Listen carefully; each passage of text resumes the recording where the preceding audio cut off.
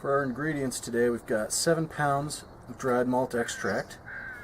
We've got half a pound of 55-degree crystal malt. We've got 6 ounces of hops. Today we're using a combination of pellet hops and whole hops. For our aromas and for flavors, we've got our Simcoe hops and our Centennial hops. We'll be bittering with Amarillo as well as dry hopping with those ones. Since this is a high gravity brew, we're using a yeast starter that we prepared 2 days ago from this very same strain, the Y Yeast American Ale yeast. Alright, we've got our specialized outdoor brewing equipment. We've got our modified keg kettle. This is our brew kettle. The great thing about this is that you can do a full wort boil instead of the concentrated boil that you do on a stovetop. The great thing about a full wort boil is that you get much better utilization of the alpha acids in your hops. And since we're doing a full wort boil, we need to cool it down really quickly. So we've got our wort chiller. This is an immersion chiller. It's put into the kettle like so after the boil, connected to 2 garden hoses. You run cold water through that, cools down the beer in about 30 to 45 minutes. We're going to be burning on our crab cooker, Cajun cooker, whatever you want to call it. It puts out a lot of heat. So we're going to add a little bit more water than we are going to want to finish with. We'll start with about 7 gallons of water, and that'll boil down to about 5.5 to 6 gallons. For safety purposes, we recommend reading the instruction manual before firing up a crab cooker. And it may seem obvious, but you're going to want to fire it up before you add your water to your kettle.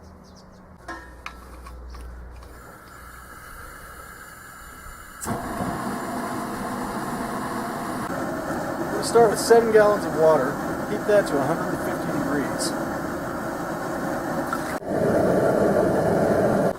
Now that we've got our water at 150 degrees, we're going to add our steeping grains in our steeping bag. Turn down the heat on our king cooker, let these steep for about 20 minutes, then we'll add our dried malt extract. It's not necessary to steep your grains in a bag. You can use a kitchen strainer to remove them from the boil, but the grain bag does make things a lot easier. As you can see, having a grain bag makes removing the grains quite easy.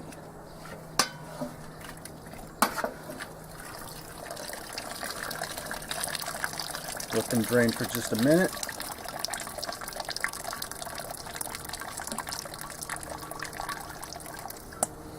And now we're ready to add our malt extract. The great thing about using dried malt extract is that you can add it to the kettle while the burner is still on, unlike with liquid malt extract, which sinks to the bottom of the kettle and will scorch. Using our bottle opener / wine opener / extract opener.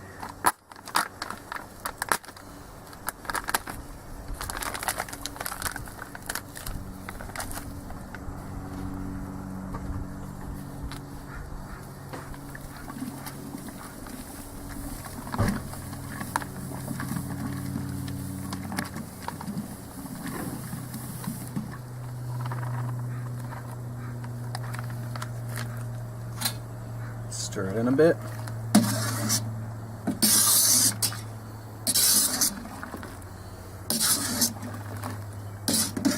And it dissolves nice and easy.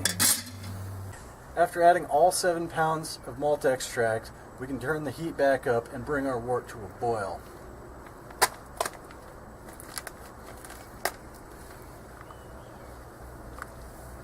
As we bring our beer to a boil, we're going to skim off some of the foam that forms on the surface.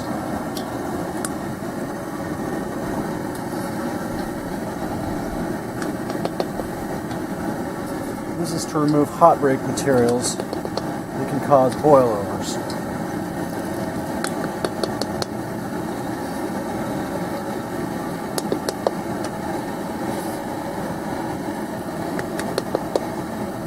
As you can see, we were pretty close to a boil over there, but we got it just in time.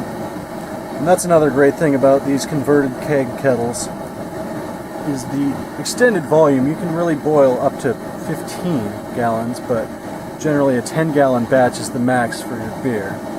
But you can boil a 5-gallon batch of beer without any worry of a boil over.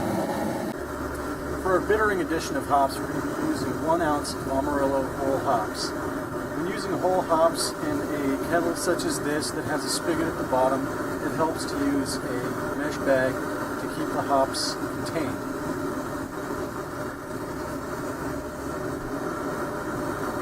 Alright, with 15 minutes left in the boil, I'm going to add half a teaspoon of Irish moss and our second addition of hops, 2 ounces of Centennial pellet hops. Half teaspoon of Irish moss. Helps in protein coagulation for a nice clear finish in our beer.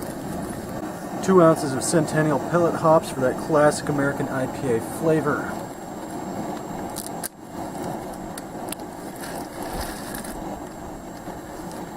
After boiling for 60 minutes, we're going to turn off the heat, add our last addition of hops. We've got 2 ounces of Simcoe whole leaf hops.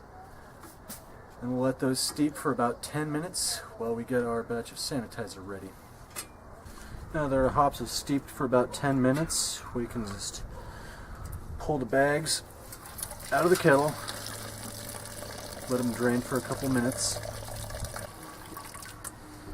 There's one.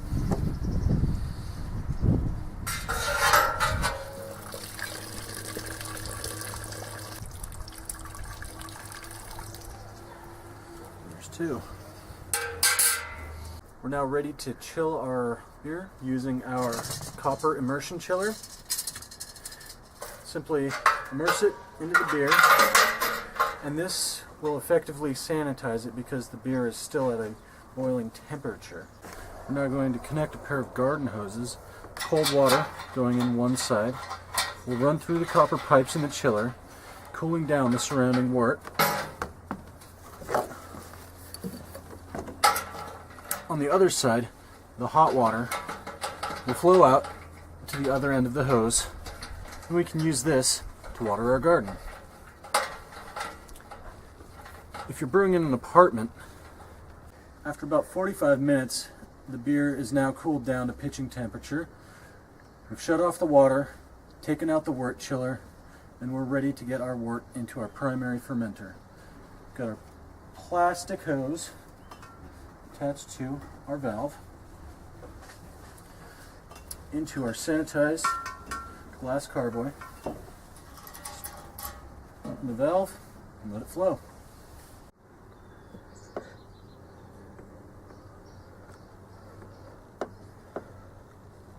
Before we add our yeast and take our gravity reading, we're going to swirl the carboy to incorporate as much oxygen into the wort as we can.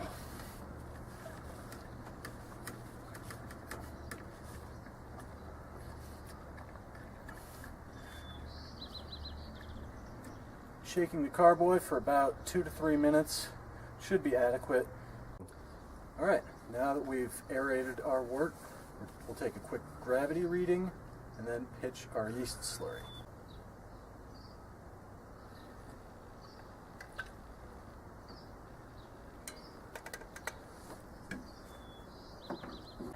When you're adding your yeast starter, just give it a gentle swirl. And then pour about 1/2 to 3/4 of it into your beer.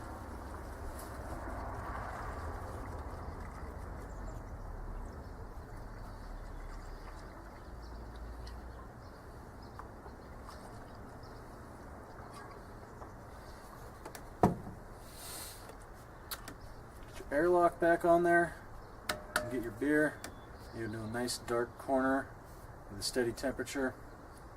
Let it ferment for a couple weeks. We'll see you then.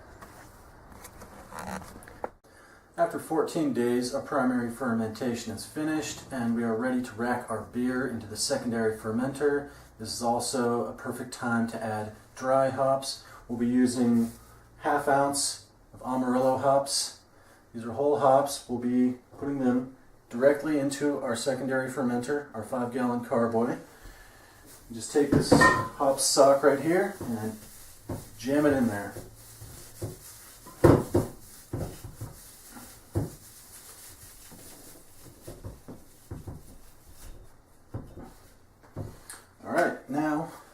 place this.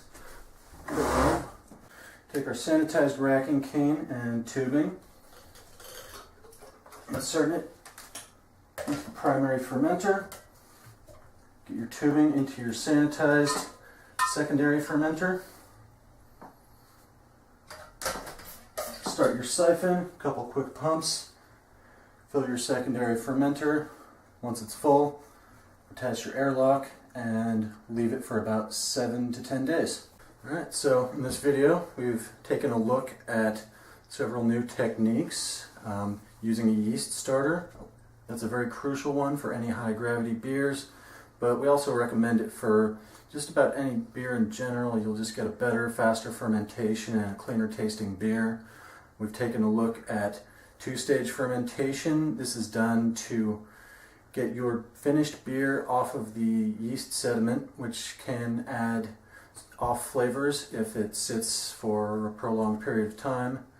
And we've also taken a look at some more advanced brewing equipment, such as larger brew kettles, wort chillers, that kind of stuff. Alright, now we're ready to let our beer sit for 7 to 14 days. This will absorb a lot of fresh hop aromas. It's important to keep it under 14 days as it will start to pick up some off flavors. And then after 14 days, just bottle as usual and enjoy. Join us next month. We'll take a look at partial mash brewing and more. Prost!